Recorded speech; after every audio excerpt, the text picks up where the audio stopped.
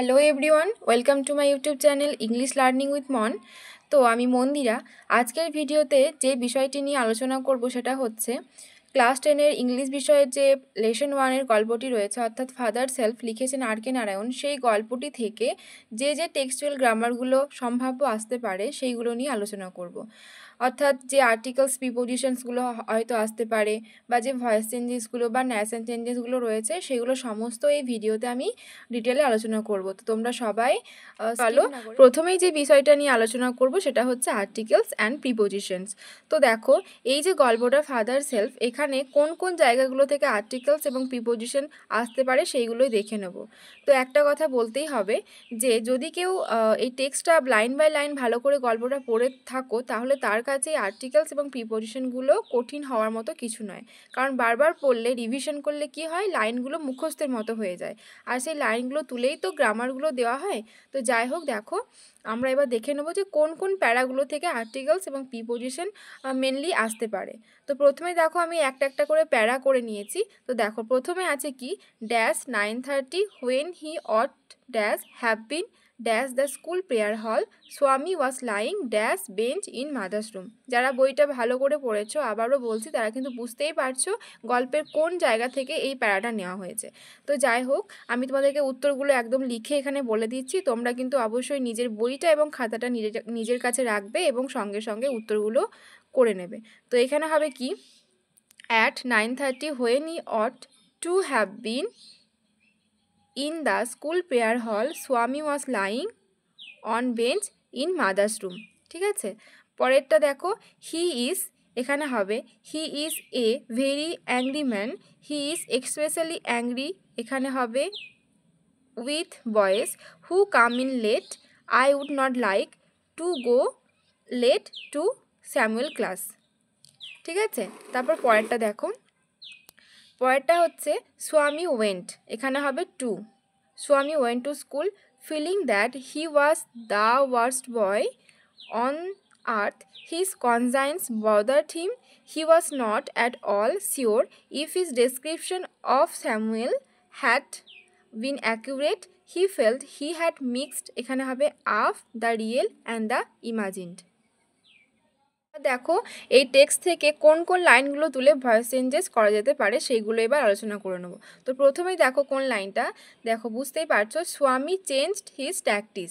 তাহলে এটা যদি ভয়েস চেঞ্জ করা যায়, তাহলে দেখো ভয়েস চেঞ্জের রুলস অনুযায়ী সাবজেক্ট অবজেক্টের জায়গায় আসে, আর অবজেক্ট সাবজেক্টের জায়গায় যায়, এবং কি হয়, V3 ফর্ম বসাতে হয় এবং বাই বসাতে হয়। তো সেই রুলস মেনেই আমি করেছি। তাহলে এখানে অবজেক্ট যদি সাবজেক্টের জায়গায় আসে তাহলে কি হবে, হিজ ট্যাকটিসটা এখানে সাবজেক্ট হয়ে যাচ্ছে। তাহলে হিজ ট্যাকটিস, যেহেতু এখানে ট্যাকটিস আছে মানে প্লুরাল, তাই জন্য ভার্বও প্লুরাল হবে।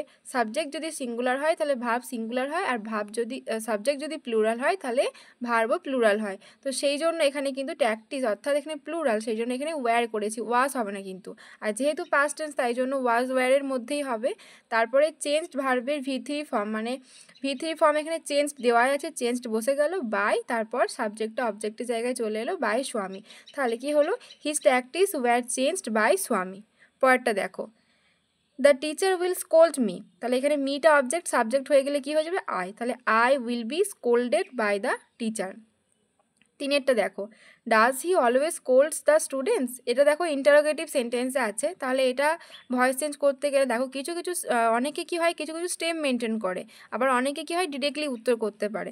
তো আমি এখানে স্টেপগুলোকে দেখিয়ে দিয়েছি, যার যেটা সুবিধা হবে সে সেটা করবে। দেখো প্রথমে এটাকে আমি করেছি he always scolds the students, তারপর সেটাকে ভয়েস চেঞ্জ করেছি the students are always scolded by him, তারপর এটাকে আমি উল্টে দিয়েছি, মানে ইন্টারোগেটিভ সেন্টেন্স করে নিয়েছি, are the students always scolded by him. তাহলে এই যে voice change, does he always scolds the students, এইটার ভয়েস চেঞ্জ কিন্তু ডিরেক্টলি এইটা উত্তর। এবার অনেকের সমস্যা হয়, তারা কি করে, আগে এই দুটো স্টেপ করে নেয়, তারপরে কিন্তু এই উত্তরে আসে। পরীক্ষায় যদি এই ভয়েস চেঞ্জটা পড়ে, তোমাদেরকে কিন্তু এই উত্তরটাই লিখতে হবে, তোমাদের কিন্তু এই দুটো উত্তর লেখার দরকার নেই।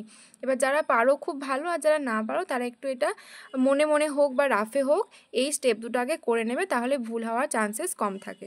ঠিক আছে, পরেরটা দেখো, পরেরটা বলেছে father had composed a long letter to the headmaster, H M লিখেছে, এটা হচ্ছে হেডমাস্টার। তাহলে এখানে a long letter to the হেডমাস্টারটা হচ্ছে অবজেক্ট, তাহলে আমি প্রথমে কি করেছি, a long letter had been composed to the headmaster by father, হেডমাস্টারটা এখানে দিয়েছি, শুনতে ভালো লাগছে তাই জন্য।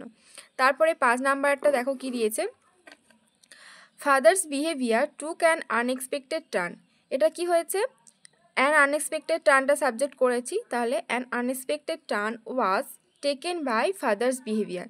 ঠিক আছে, তারপরে দেখো 6 নাম্বারটা কি বলেছে, he put it an envelope and sealed it. এটা দেখো দুটো সেন্টেন্স, তাহলে এটা সেভাবেই ভয়েস চেঞ্জ করতে হবে, তাহলে কি হবে ইট, তাহলে it was put in an envelope and sealed by him. বোঝা গেল?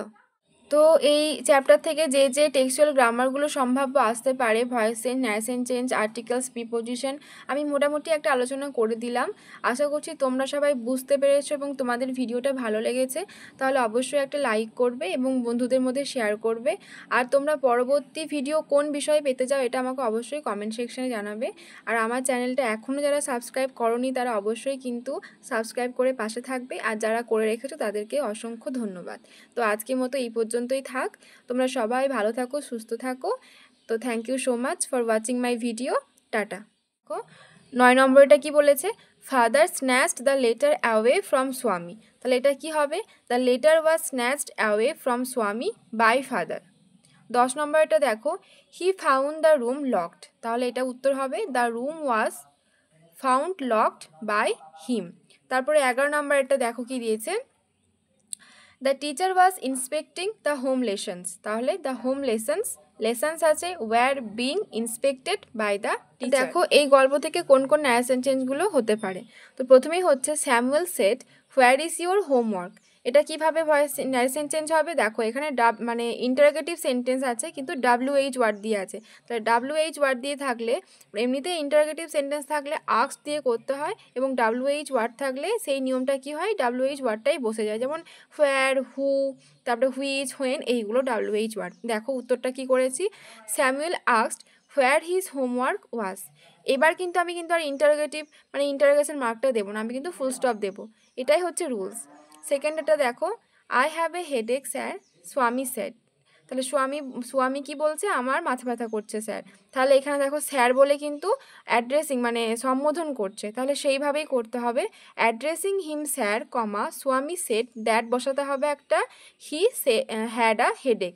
যেহেতু এখানে পাস্ট টেন্স আছে তাই জন্য এখানে হ্যাভটা হ্যাড হয়ে গিয়ে পাস্ট টেন্স হয়ে গেছে। ঠিক আছে, 3 নাম্বারটা দেখো, you are half an hour late Samuel said. তাহলে এখানে কি হবে, Samuel said that he was half an hour late. তাহলে এখানে হিটাকে স্বামীকে বলছে তুমি আধ ঘন্টা লেট করেছো। তারপর 4টা কি, I have not done my homework sir, স্বামী সেড। এখানে আবার কিন্তু সম্বোধন করে বলছে, তাই জন্য কি হয়েছে, অ্যাড্রেসিং হিম স্যার কমা স্বামী shed that he had not done his homework. ঠিক আছে, ন্যারেশন চেঞ্জে মূলত প্রোনাউনের চেঞ্জ হয় আর টেন্সের চেঞ্জ হয়, এটা খেয়াল রাখতে হবে রুলস অনুযায়ী। তারপরে 5 নাম্বারটা দেখো, have you written anything about our teacher Samuel, Swami said. তাহলে এটা কি হবে, এটাও কিন্তু ওই ইন্টারোগেটিভ, তাই জন্য স্বামী আস্কড হিজ ফাদার ইফ হবে, কারণ কি দেখো এখানে হ্যাভ ইউ মানে এখানে কোনো WH ওয়ার্ড দিয়ে নেই, তো যখন WH ওয়ার্ড দিয়ে কোনো মানে ইন্টারোগেটিভ সেন্টেন্স শুরু হবে না সেক্ষেত্রে একটা ইফ দিতে হবে যখন আমি ন্যারেশন চেঞ্জ করব। তাহলে সেটাই করেছি, স্বামী asked his father if he had written anything about their. এখানে আওয়ারটা কিন্তু আওয়ার থাকবে না, ওই যে বললাম প্রোনাউনে চেঞ্জ হবে, তাহলে আওয়ারটা কাদের হয়ে যাবে, তাদের, তাহলে দেয়ার টিচার স্যামুয়েল। ঠিক আছে, তারপর 6টা দেখো, 6টা বলেছে what have you written father, Swami asked apprehensively. তাহলে দেখো এটা কি হবে, এখানে কিন্তু আবার WH ওয়ার্ড দিয়ে শুরু হচ্ছে, তাহলে স্বামী আস্কড হিজ ফাদার অ্যাপ্রিহেন্সিভলি, এই ওয়ার্ডটা কিন্তু অবশ্যই বসাতে হবে। তারপর হোয়াট হি হ্যাড রিটেন। 7 নম্বরটা কি বলেছে দেখো, father asked him have you no school today. এখানে কিন্তু দেখো ইন্টারোগেটিভ সেন্টেন্স কিন্তু WH ওয়ার্ড নেই, তাহলে এটা কিভাবে হবে, ফাদার আস্কড হিম, ইফ বসাবো একটা, if he had no school that day. আমরা জানি ন্যারেশন চেঞ্জে টুডে থাকলে দ্যাট ডে হয়, তাই জন্য এখানে দ্যাট ডে করেছি। তারপরে 7 নাম্বার এটা দেখো, have you written anything about our teacher Samuel? দেখো এটা আবার কিন্তু ইন্টারোগেটিভ সেন্টেন্স পেয়ে গেছি। এটা কিন্তু আমি একদম ডিরেক্টলি আনসার করে দিয়েছি। তো দেখো, has anything been written about our teacher Samuel by you? যদি কারোর কঠিন মনে হয় তাহলে কিন্তু আগে যে ভয়েস চেঞ্জটা আমি স্টেপগুলো দেখিয়ে দিলাম, তো তোমরা এই ভয়েস চেঞ্জটাও সেইভাবে আগে স্টেপ মেনটেন করে কিন্তু এই আনসারটা করতে পারো, যার যেটা সুবিধা মনে হবে। 8 নম্বরটা দেখো, স্যামুয়েল ওয়াজ টিচিং অ্যারিথমেটিক। তাহলে অ্যারিথমেটিকটা এখানে সাবজেক্ট হয়ে চলে আসবে। অ্যারিথমেটিক ওয়াজ, যেহেতু টিচিং আছে তাই জন্য বিং টট বাই স্যামুয়েল।